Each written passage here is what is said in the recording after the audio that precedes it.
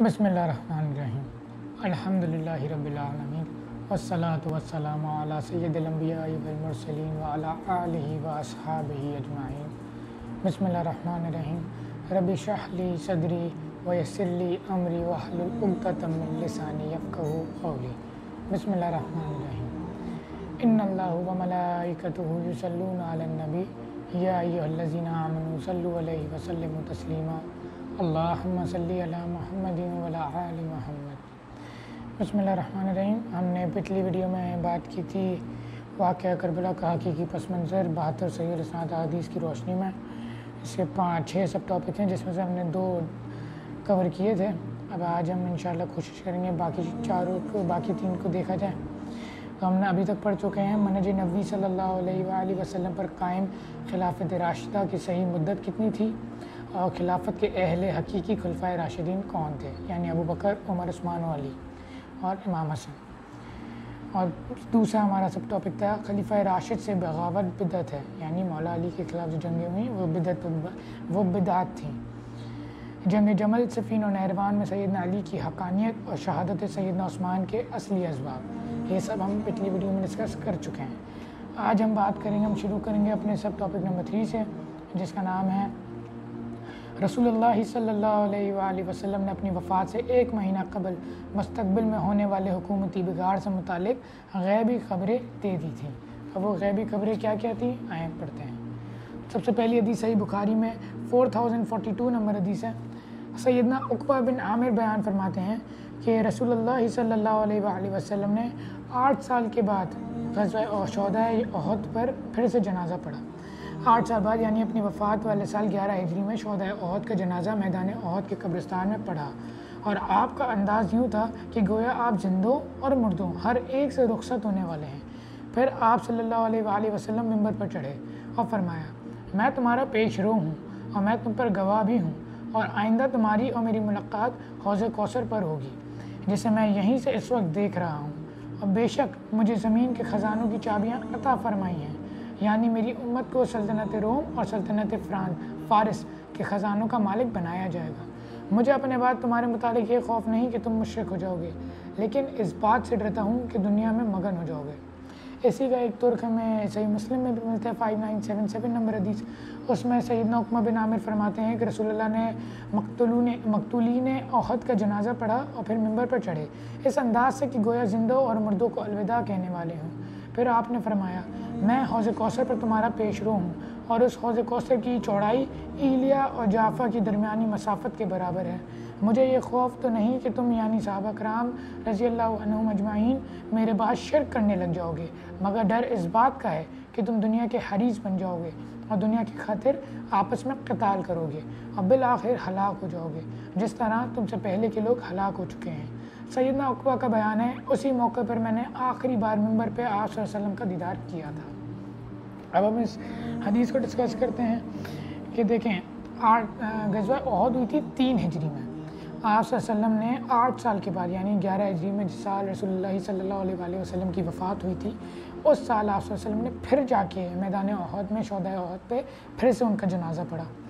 اور جنازہ پڑھنے کے بعد وہ منبر پہ چڑھے اور منبر سے انہوں نے خطاب کیا، اور خطاب دیکھیں کتنا کوئی معنی والا ہے۔ آپ صلی اللہ علیہ وسلم کے الفاظ تھے کہ اپنے بعد مجھے یہ خوف نہیں کہ تم شرک میں مبتلا ہو جاؤ گے، کیونکہ جس طرح کی ٹریننگ، یہ امت کی بات نہیں، اور یہ اسپیسیفک گروپ کو آپ صلی اللہ علیہ وسلم نے ایڈریس کیا تھا جو اس وقت لائیو ان کو سن رہا تھا۔ شرک اس امت میں بہت بڑھ چڑھ کر ہے، انشاءاللہ بہت جلد شرک پہ بھی بات کریں گے، لیکن ابھی جو اس حدیث میں بات ہو رہی ہے وہ صرف اسپیسیفکلی صحابہ کرام کے گروپ کی بات ہو رہی ہے، کیونکہ ان کے گروپ کو رسول اللہ صلی اللہ علیہ وآلہ وسلم نے اپنی تربیت میں اتنا پکا کر دیا تھا کہ انہیں شرک کا خوف نہیں تھا۔ انہیں خوف کس چیز کا تھا؟ انہیں خوف تھا کہ تم دنیا کی مال و محبت میں غلو ہو جاؤ گے، مشغول ہو جاؤ گے، تم دنیا کے جو مال جب تم پہ کھول دیے جائیں گے، کیونکہ آپ صلی اللہ علیہ وسلم کو اللہ کی طرف سے غیبی خبر دے دی گئی تھی کہ ان قریب کیسر و کسریٰ کے خزانے آپ کے پاس آ جائیں گے، آپ کے اقتدار میں آ جائیں گے، آپ کے ہو جائیں گے، یعنی قیصر روم اور کسریٰ یعنی پرشین امپائر اور رومن امپائر دونوں کو مسلمان جو ہیں ان قریب بہت جلد ہرا دیں گے۔ یہ آپ صلی اللہ علیہ وسلم کی زندگی میں اللہ تعالیٰ آپ صلی اللہ علیہ وسلم کو بتا چکا تھا۔ یہ دور کب آیا؟ یہ دور آیا سیدنا عمر کی خلافت میں، جنگ یرموک اور قادسیہ کے بعد، ٹھیک ہے، جب مسلمانوں نے فرانس کو اور فارسی حکومت کو اور رومی حکومت کو اپنے قبضے میں کر لیے، تو ظاہر سی بات ہے مسلمانوں 3 بر اعظم پر مسلمانوں کی سلطنت قائم ہو گئی، مسلمان جو ہیں ان کی مالی وسعت بڑھ گئی، مسلمان جو ہیں مالی طور پر بہت مضبوط ہو گئے، دنیا کے تمام خزانے مسلمانوں کے پاس کھل گئے، کیونکہ پرشین اور رومن امپائرز ہزاروں سال سے رول کرتے آ رہی تھی، اور ان کو پھر ایک ایسی قوم نے ہرایا جو کہ اس سے کوئی 10-15 سال پہلے بدو تھے، جن کی کوئی حیثیت نہیں تھی سوائے اس کے کہ وہ کعبے کے متولی ہیں۔ تو یہ ایک بہت حیران کر دینے والی بات تھی سب کے لیے۔ لیکن اب یہاں پہ کیا ہو رہا ہے، جب ایک انسان اپنے مقصد سے ڈائیورٹ ہوتا ہے اور دنیا کی محبت میں مشغول ہو جاتا ہے، مال و دولت کے پیچھے لگ جاتا ہے، تو اس کا مین فوکس جو ہے جہاں پہ ہونا چاہیے وہاں سے ہٹ جاتا ہے۔ ایک مسلمان کا مین فوکس ہونا چاہیے توحید پہ، اللہ پہ، رسول اللہ کے فرمان پہ اور ان کے حکموں پہ۔ لیکن جب ہم ان چیزوں کو دھیان دینے کی جگہ مال محبت کہہ رہا ہوں، ہم سے مال دولت دیکھیں گے، ان کی طرف زیادہ توجہ رکھیں گے، تو ہمارا دھیان جو ہے اللہ اور ان کے رسول سے ہٹ کے انہی کی طرف آ جائے گا۔ آپ صلی اللہ علیہ وسلم کی جامع ترمذی میں حدیث صحیح سند کے ساتھ آپ صلی اللہ علیہ وآلہ وسلم نے فرمایا، ہر امت کا فتنہ ہوتا ہے، میری امت کا فتنہ مال ہے، اور یہی ہوا۔ دیکھیں آپ صلی اللہ علیہ وآلہ وسلم کے دور تک کوئی مالی وسعت اتنی آئی تھی، خیبر کی بات آئی تھی لیکن اتنی نہیں تھی۔ سیدنا ابو بکر کی دونوں سال جو ہیں وہ قتال، جہاد، منکرین زکوٰۃ ان سے لڑتے لڑتے گزرے۔ سیدنا عمر کی جب خلافت قائم ہوئی، ان کی خلافت میں جب ہم نے پرشین اور رومن امپائر اپنے کانکر کر لیے، تو اس کے بعد مالی وسعت بڑھ گئی، اور جب سیدنا عمر کا انتقال ہوا، شہید کر دیے گئے، اس کے بعد جب سیدنا عثمان وہ ہوئے خلیفہ بنے ہمارے، تو اس کے بعد جو ہے مینجمنٹ ویک پڑ گئی۔ مینجمنٹ ویک اس طرح پڑ گئی کہ عثمان نے سب سے پہلے اپنے رشتہ داروں کو ترجیح دی کہ گورننگ پوزیشنز میں ان کے رشتہ دار ہونے چاہیے، پھر ان کے رشتہ داروں نے اس پیسے کو، اس مال و دولت کو غلط طریقے سے یوز کیا، اور کرپشن پیدا ہونا شروع ہو گئی، تو جو ایک خلافت کا نظام تھا نا وہ ٹوٹنے لگا۔ سیدنا علی علیہ السلام آخری کوشش تھے کہ وہ ابو بکر و عمر کی خلافت کو پھر سے قائم کر سکیں، لیکن وہ خلافت قائم نہیں کر سکے، کیونکہ ان کے خلاف ان کے جو 6-5.5 سال گزرے ہیں خلافت کے، وہ سارے صرف جنگوں میں گزرے ہیں، اور جنگیں کافروں سے نہیں مسلمانوں سے لڑنی پڑی ان کو، رسول اللہ صلی اللہ علیہ وآلہ وسلم کے بہاف پہ۔ اس کی سارے ثبوت میں نے حدیثیں پیش کی تھیں، وہ پچھلی ویڈیو میں آپ کو دیکھنی ہو تو ضرور دیکھیں۔ تو یہاں سے ہمیں پتہ چل گیا کہ آپ صلی اللہ علیہ وآلہ وسلم کو بھی اپنے بعد یہی ڈر تھا کہ میری امت جو ہے وہ مال و دولت کی محبت میں اتنی مشغول ہو جائے گی کہ ایک دوسرے کو قتل کر دے گی، ایک دوسرے کی جان کے پیچھے پڑ دے گی، اور یہی ہوا، اور یہی وجہ بنی کہ اسلام جو ہے وہ زوال کی طرف آتا گیا، اور مسلمان جو ہیں وہ عروج کی طرف جاتے گئے۔ میرا مطلب یہ ہے کہ مسلمان جو ہیں دنیا کانکر کرتے رہے، اپنے لینڈ بڑھاتے رہے، لیکن خلافت کا نظام ٹوٹتا رہا، اور خلافت کا نظام اسلامی نظام ہے، تو اس لیے اسلام زوال ہوتا گیا، اسلام کا زوال ہوتا گیا، اور مسلمانوں کا عروج ہوتا گیا۔ اس کے بعد صحیح مسلم کی حدیث 6409 نمبر حدیث، سیدنا عبداللہ بن عباس بیان فرماتے ہیں کہ فتح مکہ کے موقع پر جب ابو سفیان نے اسلام قبول کر لیا، تو مسلمان نہ تو حضرت ابو سفیان کی طرف دیکھتے تھے، نہ ہی ان کے ساتھ بیٹھتے تھے، کیونکہ حضرت ابو سفیان نے اسلام لانے سے پہلے پوری زندگی مسلمانوں سے جنگیں کیں، اور مسلمانوں کو تکالیف دیں۔ چنانچہ حضرت ابو سفیان رسول اللہ صلی اللہ علیہ وآلہ وسلم سے درخواست کی کہ آپ میری 3 باتیں پوری فرما دیں۔ آپ نے فرمایا ٹھیک ہے۔ چنانچہ حضرت ابو سفیان نے عرض کی، میری بیٹی سیدہ ام حبیبہ رضی اللہ عنہا سے نکاح فرما لیں۔ آپ نے فرمایا ٹھیک ہے۔ پھر انہوں نے عرض کی کہ آپ مجھے حکم دیں کہ میں اب کفار کے ساتھ بھی لڑوں جیسا کہ پہلے مسلمانوں کے ساتھ لڑتا رہا۔ آپ نے فرمایا ٹھیک ہے۔ پھر عرض کی کہ آپ میرے بیٹے معاویہ بن ابی سفیان کو اپنا کاتب، لکھائی کرنے والا مقرر فرما لیں۔ آپ نے فرمایا ٹھیک ہے۔ اس حدیث کے راوی سیدنا ابو زمیل تابعی رحمہ اللہ کا بیان ہے کہ اگر حضرت ابو سفیان خود سے رسول اللہ سے درخواست نہ کرتے تو آپ کبھی بھی حضرت ابو سفیان کو یہ اعزازات عطا نہ فرماتے۔ آپ صلی اللہ علیہ وآلہ وسلم کی عادت تھی ان کی شفقت کی وجہ سے کہ وہ کسی کو بھی کسی بھی بات پہ نہ نہیں کہتے تھے جب تک وہ بات غیر شرعی نہ ہو۔ تو یہاں پہ ان کی کوئی بھی بات غیر شرعی نہیں تھی، وہ چاہتے تھے کہ مسلمان کی بات سننے لگے، ان کی عزت کرنے لگے۔ انہوں نے 3 ریکویسٹ آپ صلی اللہ علیہ وسلم نے تینوں قبول کر لی، کیونکہ آپ کی عادت مبارک تھی کہ جب بھی کوئی آپ سے کسی شے سے متعلق سوال کرتا تو آپ کبھی انکار نہیں فرماتے تھے۔ اگلی حدیث ہے صحیح مسلم کی۔ اچھا، اس حدیث پہ جانے سے پہلے دیکھیں یہاں پہ اب ایک مسئلہ ہے، لوگ کہتے ہیں کہ حضرت امیر معاویہ کے خلاف کچھ نہ بولے، جبکہ ان کے خلاف کچھ نہیں بول رہے، میں صرف وہ باتیں بتا رہا ہوتا ہوں جو احادیث میں آئی ہیں، اپنی طرف سے کوئی بات نہیں کر رہا، اور میں رسول اللہ کا فرمان کسی کے کہنے پہ نہیں روک سکتا۔ اگر مجھ سے رسول اللہ کا کوئی فرمان پہنچ گیا تو میرا فرض بنتا ہے کہ میں آگے دوسروں تک بھی پہنچاؤں، چاہے کسی کو برا لگے یا اچھا لگے۔ اب لوگوں کا یہ ڈیلا بہانا ہوتا ہے کہ امیر معاویہ جو تھے وہ کاتب وحی تھے، تو ان کے خلاف کچھ مت بولو، ان سے جو ہو گیا وہ اللہ ان کا معاملہ ہے، بے شک اللہ اور ان کا معاملہ ہے، لیکن ایک مولا علی کا فالوور ہونے کے ناطے نہج البلاغہ میں سیدنا علی کا خطبہ موجود ہے جس میں سیدنا علی کہتے ہیں کہ معاویہ کو گالیاں مت دو، لیکن معاویہ کی جو غلطیاں ہیں ان کو واضح طور پر بیان کرو۔ تو میں تو مولا علی کا ماننے والا ہوں، مولا علی کا فالوور ہوں، ان کا شیعہ ہوں، پولیٹیکل ٹرمز میں نہیں، ان کا پولیٹیکل ٹرمز میں ہوں، فرقہ واریت کی ٹرمز میں نہیں ہوں ان کا شیعہ۔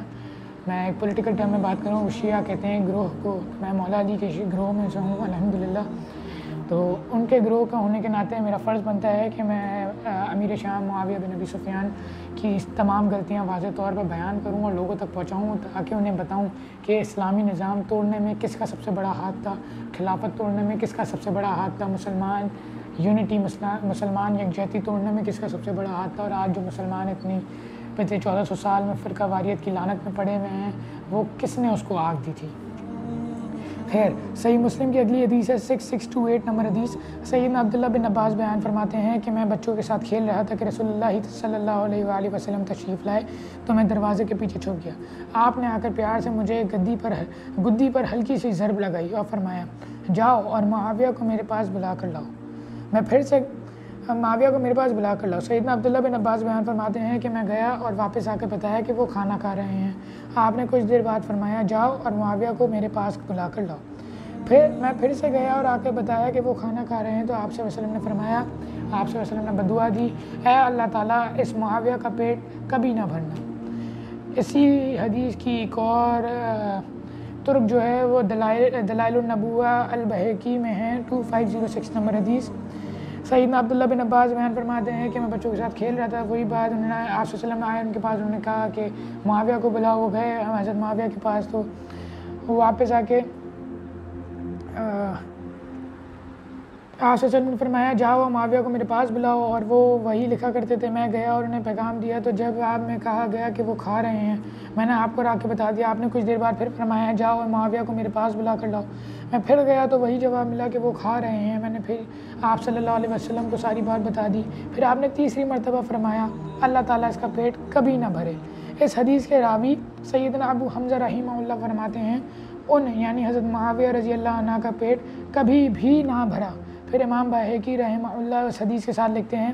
راوی سیدنا ابو حمزہ رحمہ اللہ کے الفاظ اس بات کی دلیل ہیں کہ رسول اللہ صلی اللہ علیہ وآلہ وسلم کی حضرت معاویہ سے متعلق کی ہوئی دعا قبول ہو گئی، یعنی آپ صلی اللہ علیہ وآلہ وسلم نے جو بدعا دی تھی امیر معاویہ کو وہ قبول ہو گئی، کیونکہ نبی کی دعا یا تو اللہ قبول کر لیتا ہے، اگر قبول نہیں کرتا تو وجہ بتا دیتا ہے قبول کیوں نہیں کیا۔ یہاں پہ کیونکہ راوی حدیث خود بتا رہے ہیں کہ ان کا پیٹ کبھی نہیں بھرا،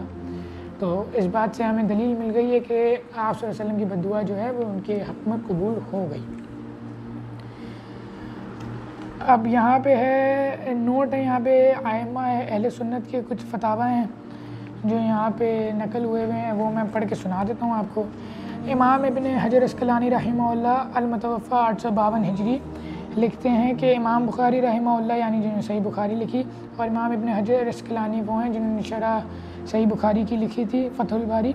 امام بخاری رحمہ اللہ نے یہاں صحیح بخاری میں حضرت معاویہ سے متعلق باب کے عنوان میں صرف ذکر معاویہ بیان کیا ہے، اور فضیلت یا منقبت جیسے الفاظ ذکر نہیں کیے، کیونکہ اس حدیث سے کوئی فضیلت معلوم نہیں ہوتی۔ یعنی کیا بات ہو رہی ہے کہ جب بھی کسی صحابہ کا حدیثی کتابوں میں ذکر آتے ہیں نا، تو ان کے سب ٹاپک جو ہوتے ہیں ان کا نام ہوتا ہے۔ جیسے حضرت علی کی اگر بات ہے تو فضائل علی، فضائل ابو بکر، فضائل عثمان، فضائل عمر، فضائل عبداللہ بن مسعود، اس طرح فضائل آتے ہیں۔ جہاں تک امیر شام کی بات ہے، امام بخاری نے جب ان کا باب بنایا، ان کا ٹاپک بنایا، تو اس پہ فضائل معاویہ نہیں لکھا، اس پہ لکھا ذکر معاویہ، کیونکہ ان کی شان میں کوئی بھی حدیث ایسی نہیں ملتی جو ان کی فضائل ثابت کر سکیں، سوائے ایک حدیث کے جو ان کی صحابیت کو ثابت کرتی ہے۔ وہ واحد ان کے فضائل، ان کے فضیلت ہے جس وجہ سے ہم ان کی عزت کرتے ہیں، ان کو صحابی مانتے ہیں اور ہم ان پہ لعن طعن کرنے کے قائل نہیں ہیں، لیکن ہاں ان کی غلطیاں واضح طور پر بیان کرنے کے قائل ہیں۔ البتہ سیدنا عبداللہ بن عباس کا حضرت معاویہ کے لیے فقہ اور صحابیت کا بیان ہی بطور فضیلت کافی ہے، جو میں نے ابھی بتایا۔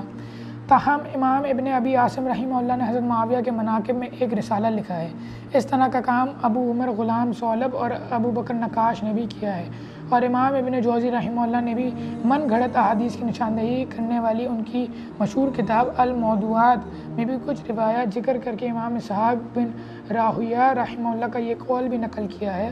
حضرت معاویہ کی فضیلت میں صحابیت کے سوا کوئی چیز ثابت نہیں، وہی چیز میں جو آپ کو بتا رہا تھا۔ امام ابن حجر عسقلانی رحمہ اللہ مزید لکھتے ہیں، یہی وجہ ہے کہ امام بخاری رحمہ اللہ نے اپنے استاد امام اسحاق بن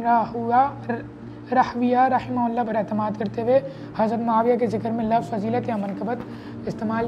کرنے سے گریز کیا، تاہم اپنی گہری نظر سے ایسا استنباط فرمایا، یعنی حضرت معاویہ کو صحابی ثابت کیا ہے کہ جس سے روافض کی سرکوبی ہو گئی ہے۔ یعنی جو رافضی ہوتے ہیں وہ تو امیر شام کو صحابی نہیں مانتے ہیں، تو ان کا ترک کیا ہے امام بخاری نے کہ نہیں صحابی ہیں، لیکن اس کے علاوہ کوئی فضیلت ان کی ثابت نہیں ہے۔ اور امام نسائی رحمہ اللہ کا واقعہ اس بارے میں مشہور ہے کہ انہوں نے بھی اپنے استاد امام اسحاق بن راہویہ رحمہ اللہ کے قول پر اعتماد کیا اور اپنی مشہور کتاب فضائل صحابہ میں کوئی حدیث حضرت معاویہ کی فضیلت سے متعلق نہیں جمع فرمائی۔ اور پھر امام حاکم رحمہ اللہ کا قصہ بھی اس طرح ہے۔ اسی طرح جتنے بھی ائمہ اہل سنت ہیں بڑے بڑے، ان سب نے یہی لکھا ہے کہ معاویہ بن ابی سفیان کی شان میں زیادہ تر کوئی بھی حدیث ثابت نہیں ہے صحیح سند سے، جو ہیں وہ من گھڑت احادیث ہیں جو کہ ان کے کریکٹر سے میچ نہیں کرتی۔ جیسے کہ ایک حدیث ہے کہ آپ صلی اللہ علیہ وسلم نے دعا دی امیر شام کو کہ آپ ہادی و مہدی ہوں، یہ بہت سارے محدثین کے نزدیک ضعیف ہے۔ ضعیف اس لیے، اس کی سند صحیح ہے اس کو، لیکن ضعیف اس لیے ڈکلیئر کیا ہوا ہے کیونکہ صحیح مسلم، بخاری مسلم دونوں میں حدیث ہے کہ ان کے چچا کے لڑکے عمر ابن عاص کے بیٹے عبداللہ بن عمر ابن عاص رضی اللہ تعالیٰ عنہ ایک دفعہ کعبے کے سائے میں بیٹھے ہوئے لوگوں کو فقہی مسائل پہ گائیڈ کر رہے تھے، تو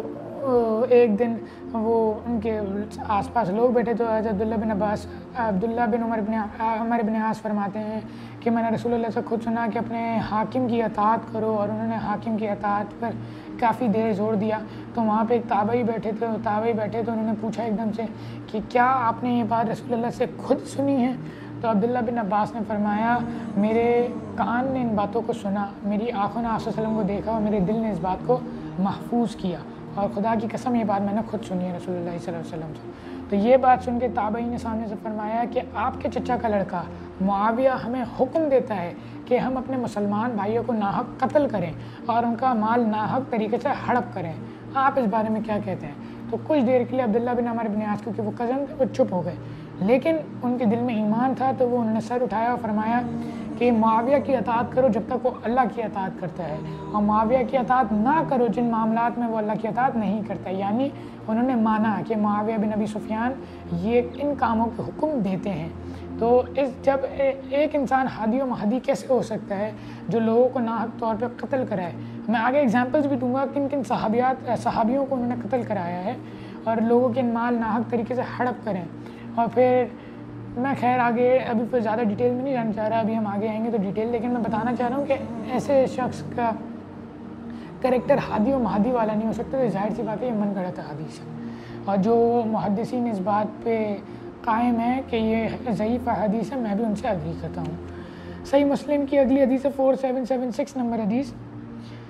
سیدنا عبد الرحمن بن عبد الرب القعبہ تابعی رحمہ اللہ بیان کرتے ہیں کہ میں مسجد میں آیا تو دیکھا سیدنا عبداللہ بن عمر بن چلیں یہ وہی حدیث آ گئی ہے جس کی میں بات کر رہا تھا۔ عبداللہ بن عمر بن عاص کعبہ کے سامنے تشریف فرمایا ہیں اور ان کے گرد لوگوں کا ہجوم ہے، تو میں نے بھی ان کے پاس بیٹھا۔ انہوں نے فرمایا ایک مرتبہ ہم رسول اللہ کے ہمراہ سفر میں تھے، ایک جگہ پڑاؤ کیا تو کچھ لوگ وہاں اپنے خیمے درست کرنے لگ گئے، تو کچھ تیر اندازی کی مشق میں مشغول ہو گئے، جبکہ کچھ لوگ مویشی چرانے لگے۔ میں اس کو اسکپ کر کے مین پارٹ پہ آ جاتا ہوں۔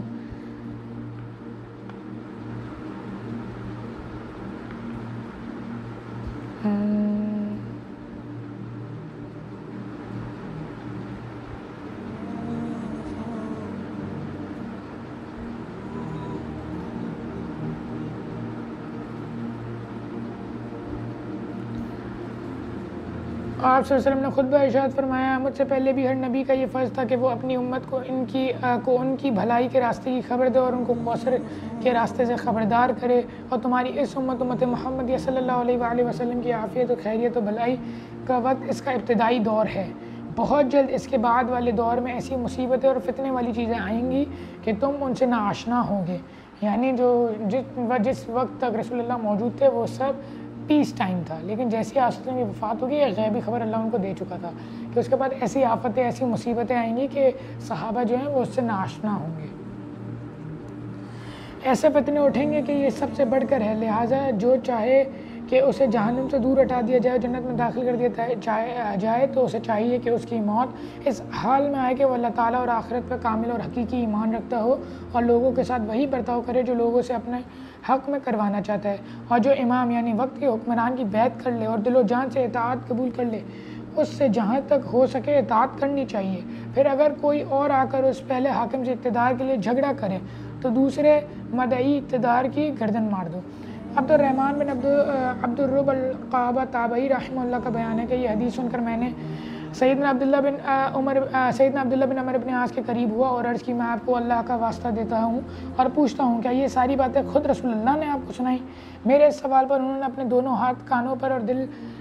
اور دل پر لے جا کر کہا ہاں، میرے کانوں نے خود رسول اللہ کی اس حدیث کو سنا اور میرے دل نے اسے محفوظ کیا۔ پھر میں نے عرض کی آپ ہمیں امیر اطاعت پر ابھار رہے ہیں جبکہ ہمارا حکمران اور آپ کے چچا کا بیٹا معاویہ ابن ابی سفیان تو ہمیں حکم دیتے ہیں کہ ہم آپس میں ایک دوسرے کے اموال حرام طریقے سے کھائیں اور آپس میں ایک دوسرے کو قتل کریں، یعنی مسلمانوں سے لڑیں، حالانکہ اللہ تعالیٰ تو ہمیں حکم دیتا ہے۔ سورہ نساء آیت نمبر 29، اے ایمان والو اپنے اموال آپس میں حرام طور پر مت کھاؤ سوائے اس کے کہ تمہارے باہمی رضامندی سے تجارت ہو، اور اپنی جانوں کو قتل نہ کرو، یقیناً اللہ تعالیٰ تم پر بہت مہربان ہے۔ میرا یہ سوال سن کر وہ سیدنا عبداللہ بن عمر بن عاص کچھ دیر تک خاموش رہے، پھر فرمایا اللہ تعالیٰ کی اطاعت کے کاموں میں معاویہ کی اطاعت کرو، اللہ تعالیٰ کی نافرمانی کے کاموں میں ان کی نافرمانی کرو۔ جو بات میں نے آپ کو بتائی تھی، دیکھیں اللہ کے خلاف جانے کا حکم دیا صحابہ کو معاویہ بن ابی سفیان نے کیونکہ وہ حاکم وقت تھے۔ تو ابھی آپ ان کا کریکٹر دیکھیں، یہ ہادی و مہدی ہو سکتے ہیں، بالکل وہ صحابی کا ان کا معاملہ اللہ کے سپرد ہے، لیکن ہم ظاہری طور پہ بات کریں گے جو چیزیں ہم تک حدیث کی روشنی میں پہنچی ہے۔ اور یہ لوگوں کو حکم دیتے تھے کہ لوگوں کو ناحق طریقے سے قتل کرو، حرام طریقے سے قتل کرو، جبکہ سورہ نساء کی آیت نمبر 93 میں اللہ تعالیٰ فرماتا ہے جس کسی نے بھی کسی ایک مومن کو بھی جان بوجھ کر قتل کیا تو اس کی سزا ہمیشہ کی جہنم ہے، اور انہوں نے تو اللہ جانے کتنوں کو قتل کرایا ہے۔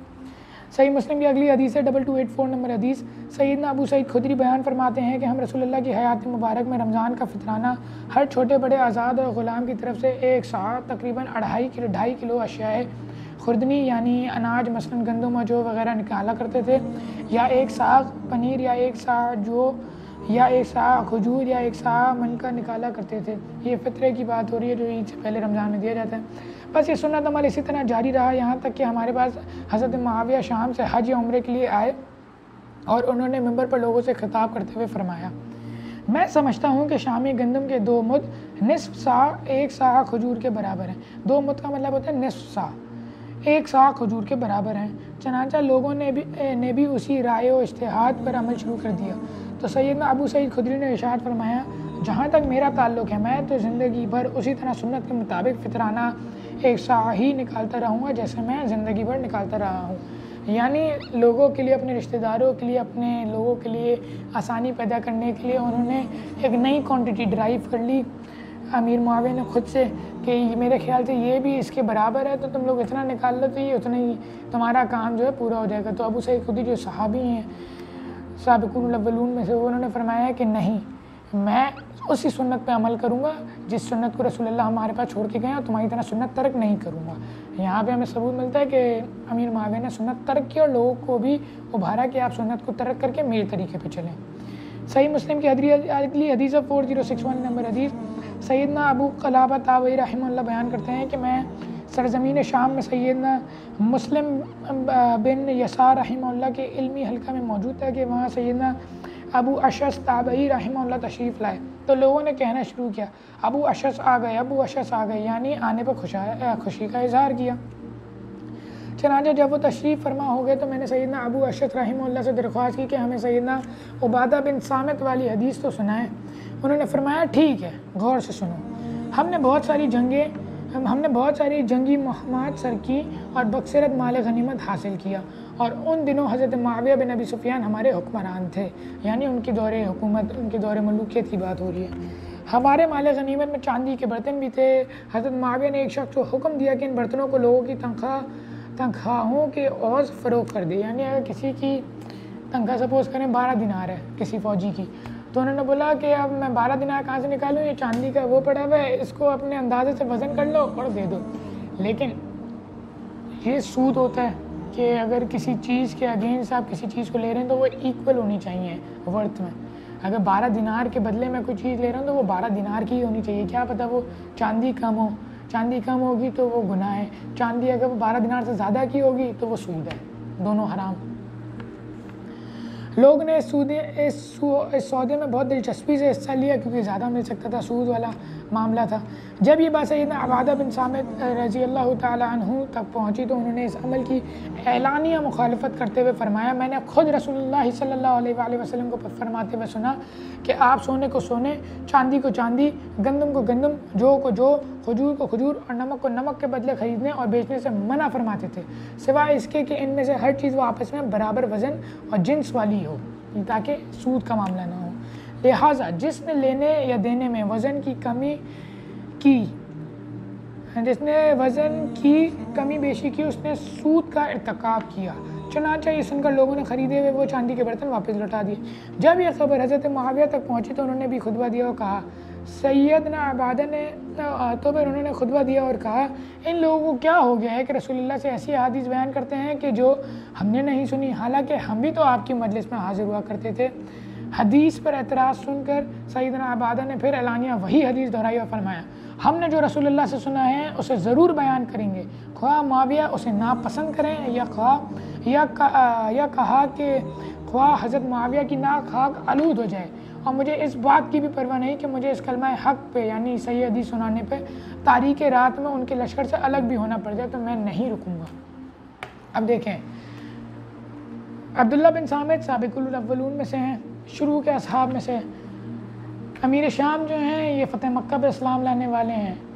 یہ فرما رہے ہیں کہ ہم نے تو ایسی حدیثیں نہیں سنی، جبکہ انہوں نے صرف 3 سال رسول اللہ کے ساتھ گزارے۔ عبداللہ بن صامت نے پورے 20-21 سال کا دورہ، لیکن پھر بھی یہ ان کی ایک سینئر صحابی ہونے کے ناطے ان کی بات سننے کے بات ایکسیپٹ کرنے کے بجائے ان پہ اعتراض کر رہے ہیں اور وہ لوگوں کو ابھار رہے ہیں کہ سنت طریقہ چھوڑ دو۔ سنن نبی داؤد کی حدیث ہے 4131 نمبر حدیث، سیدنا خالد تابعی رحمہ اللہ بیان کرتے ہیں کہ سیدنا مقدام اور عمر ابن اسود اور بنی اسد کا ایک شخص حضرت معاویہ بن ابی سفیان کے پاس ایک وقت بن کر آئے۔ اس موقع پر ملاقات کے دوران حضرت معاویہ نے سیدنا مقدام سے کہا، کیا تمہیں معلوم ہے کہ سیدنا حسن ابن علی رضی اللہ عنہ وعلیہ السلام فوت ہو چکے ہیں؟ تو سیدنا مقدام نے فوراً پڑھا، ان للہ و انا الیہ راجعون۔ ایک شخص نے سیدنا مقدام سے کہا، تم اسے یعنی سیدنا حسن کی موت کو مصیبت سمجھتے ہو؟ نعوذ باللہ۔ سیدنا مقدام نے جواباً ارشاد فرمایا، دیکھا تھا کہ رسول اللہ نے حسن ابن علی کو اپنی گود مبارک میں بٹھایا اور ارشاد فرمایا، یہ حسن مجھ سے ہے اور حسین علی سے ہے۔ بنو اسد کے ایک شخص نے کہا، وہ یعنی حسن تو ایک انگارہ تھا جسے اللہ تعالیٰ نے بجھا دیا، نعوذ باللہ۔ سیدنا مقدام نے یہ باتیں سننے کے بعد غصے میں آ کر ارشاد فرمایا، میں اس وقت تک یہاں سے نہیں اٹھوں گا جب تک تجھے یعنی معاویہ کو غصہ نہ دلا دوں اور ایسی بات نہ سناؤں جو تجھے ناپسند ہو۔ اے معاویہ، اگر میں سچ بیان کروں تو میری تصدیق کر دینا، اور اگر جھوٹ بولوں تو میری تردید کر دینا۔ حضرت معاویہ نے کہا کہ ٹھیک ہے۔ چنانچہ سیدنا مقدام نے پوچھا، میں تجھے اللہ تعالیٰ کا واسطہ دے کر پوچھتا ہوں کہ تو نے خود رسول اللہ کو سونا پہننے سے منع فرماتے ہوئے سنا تھا؟ حضرت معاویہ نے کہا، ہاں۔ پھر سیدنا مقدام نے پوچھا، میں تجھے اللہ تعالیٰ کا واسطہ دے کر پوچھتا ہوں کہ تو نے خود رسول اللہ کو ریشم پہننے سے منع فرماتے ہوئے سنا تھا؟ حضرت معاویہ نے کہا، ہاں۔ پھر سیدنا مقدام نے پوچھا، میں تجھے اللہ تعالیٰ کا واسطہ دے کر پوچھتا ہوں کہ تو نے خود رسول اللہ کو درندوں کی کھالوں کے لباس کو پہننے اور ان پر قالین کے طور پر بیٹھنے سے روکا تھا؟ حضرت معاویہ نے کہا، ہاں۔ پھر سیدنا مقدام نے فرمایا، اللہ تعالیٰ کی قسم، اے معاویہ، یہ سب حرام اشیاء استعمال ہوتی ہوئی میں نے تیرے گھر میں دیکھی ہیں۔ یہ سن کر حضرت معاویہ نے کہا، اے مقدام مجھے پتہ ہے کہ میں تم سے جیت نہیں سکتا۔